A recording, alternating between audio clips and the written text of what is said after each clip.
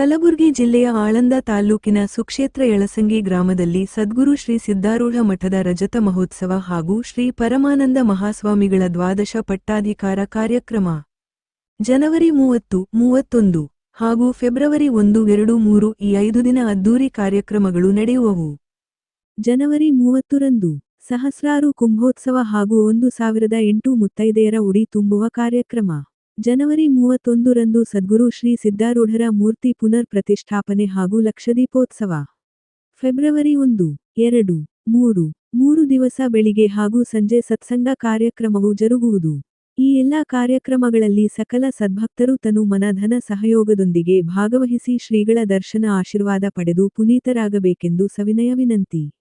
ಯಳಸಂಗಿ ಗ್ರಾಮದ ಸಕಲ ಸದ್ಭಕ್ತ ಮಂಡಳಿ ವತಿಯಿಂದ ನಿಮಗೆಲ್ಲರಿಗೂ ಸ್ವಾಗತ ಸುಸ್ವಾಗತ.